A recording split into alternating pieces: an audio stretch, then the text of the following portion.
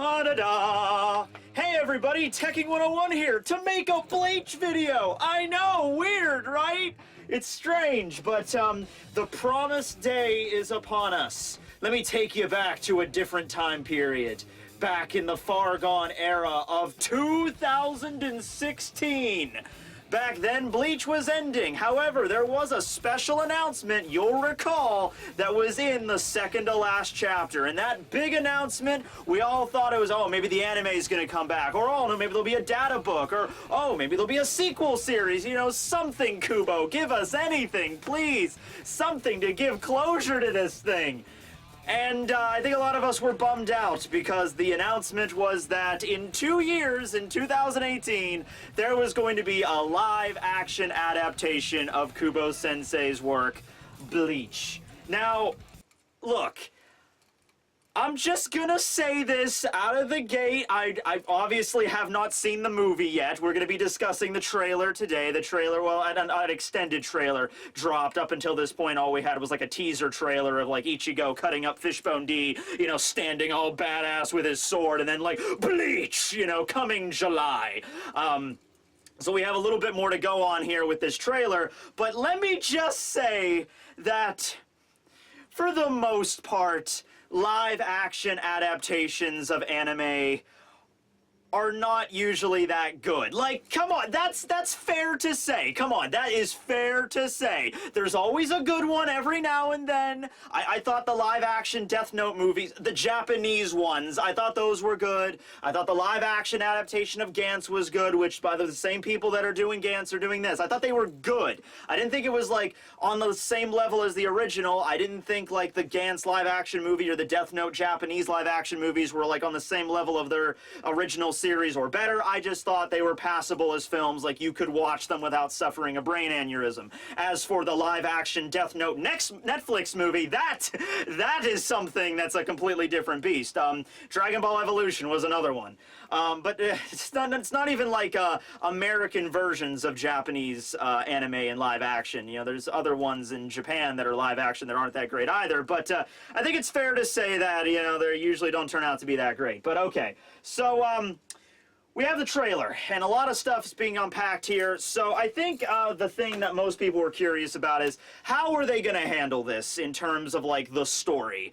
Are they going to just adapt the first arc? Are they going to introduce the captains? Because you think Bleach, you know, on top of Ichigo and Uryu, you also think, like, the captains of the Gotei. I'm Rock, yes. After Isane decided to have a mental breakdown, I had to take over as captain of Squad 4. I don't know shit about healing, but I'm doing my best, okay? But anyway, yeah, you think the captains, you think Shinigami, you think Aizen and his sexy hair, you know? So how are they going to handle this? Well, from what we can see, they're going to be adapting pretty much the entirety of the Substitute arc, taking a few alterations into account to maybe make the story a little bit more cohesive. See, one of the issues that you always have when you're adapting an entire arc into a movie format is that arcs can move kind of at their own pace, at the will of the author. I think the first arc of Bleach, the Substitute arc, what was that, like 50 chapters or some such? And you could have a lot of stuff in there. I know there was like some stuff with like Cone, some lighthearted things that don't really involve, you know, with the main storyline, just kind of like little deviations, little side arcs, you know. With a movie, you're only working with like an hour and a half, 2 hour running time, and there's a specific act structure you need to follow while you're doing a movie. There needs to be the introduction, you know, get to know the characters. There needs to be a rising action. Of course, there has to be a moment where the main character gets beaten down, and it's like, oh no, what's going to happen next? And then the final act, the triumphant final climactic battle, where everyone, you know, the hero shows up on top, everybody gets kind of reunited, and we end out on a high note. That's usually how a movie works, and you gotta, you know, at least an action movie works, and you gotta figure out this structure. So, from what we can tell, we're going to have the first act of the movie that's going to introduce Ichigo Kurosaki, Rukia Kuchiki showing up. Rukia gives Ichigo her Shinigami powers. Ichigo freaking just floors Fishbone D. That was the really badass scene we saw in the teaser trailer where Ichigo, you know, takes out his sword, cuts Fishbone D down, strikes an epic pose. And that's, I'm going to make a few assumptions. I'm going to make a few, you know, guesses on how this movie's going to play out. I'm going to say that scene where Ichigo cuts down Fishbone D and that's all epic. I'm going to say that's going to take place within the first 15, maybe 20 minutes of the movie. Probably within the first 15 minutes of the movie, because we got to get this plot moving, okay?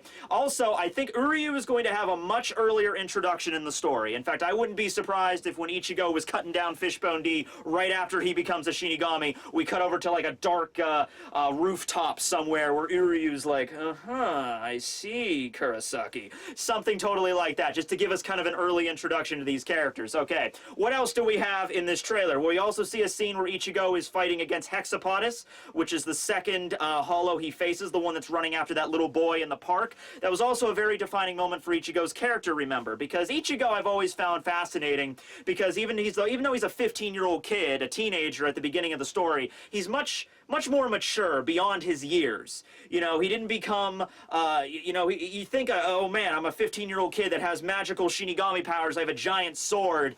I think a few of those might abuse that power, just a tad, you know? Ichigo's very mature, he uses the power to protect the people that are around him, and he's always been kind of like a true of heart kind of guy. So if we could focus a lot on that, in the movie, I think we'll be okay. If we could focus on not so much just about all the cool, crazy, you know, special effects and everything, but if we could focus on that, that early beginnings of like Ichigo's character development, I think we're going to be okay. So we're going to see the scene with Hexapotus. That's also probably going to be rather early on in the movie. We see some scenes where Ichigo is training with Rukia in a park.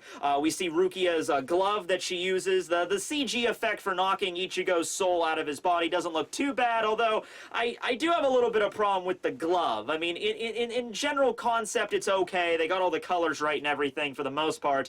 It's just that instead of the traditional Bleach skull emblem, how come they swap that out with just like a typical skull that you could find on like Google image search, like a piece of clip art or something? I don't know, that's just kind of weird that they chose that symbol over the more well-known one, but okay, I guess that's just a nitpick.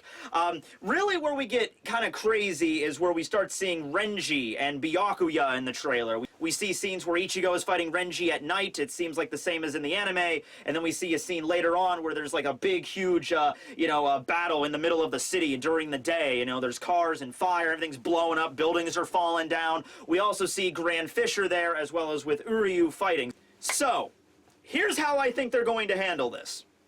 You're going to have the first act of the movie introducing all the principles, okay? You might even have a shot of Renji or Byakuya in the Soul Society, just like, you know, you must go to the world of the living to find Rukia Kuchiki. She has sinned, and you just see a brief scene of them, and like early on in the movie as they head on out, okay? Like just to establish their characters, right? After Ichigo takes out Fishbone D and Hexapotus, and you know, scenes with him and Rukia training and gets the hang of his Shinigami powers. No idea if like Urahara is going to be in the movie. We haven't seen him in any of the trailers. We haven't seen Cone, so no idea if they're going to include them in the series.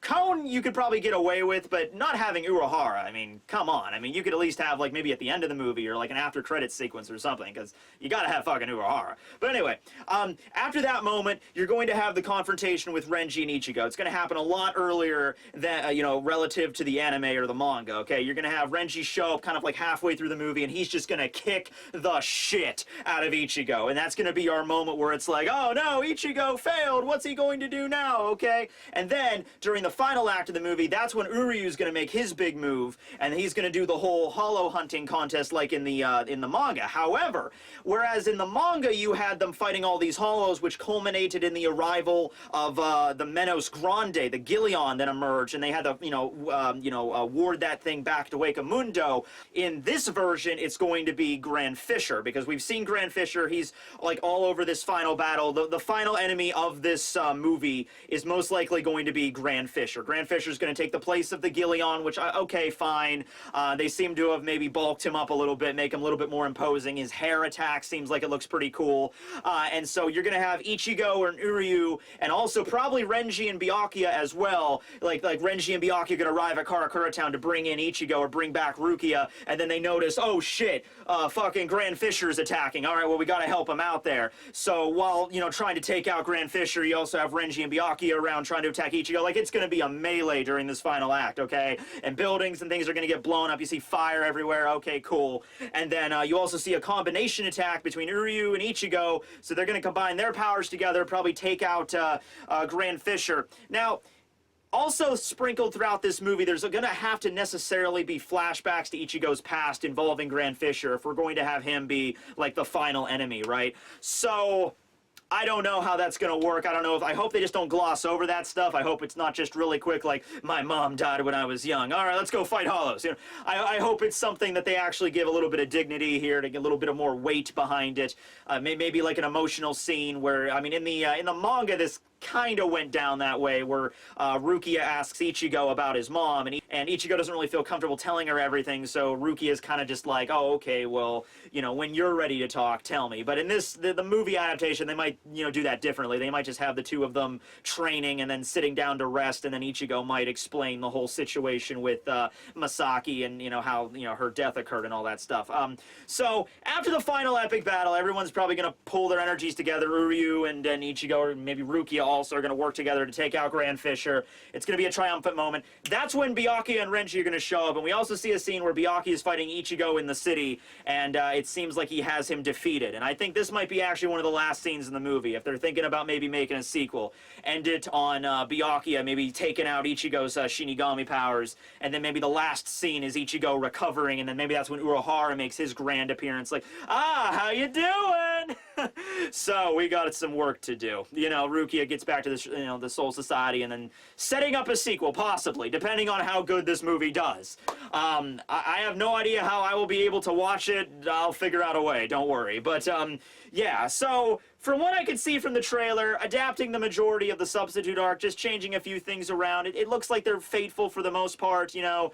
You gotta have Byakuya and Renji in there, you gotta have some representation from the Soul Society, you maybe even introduced a little earlier, swapping out Grand Fisher for the Gillion. Okay, I could definitely understand why they would do that.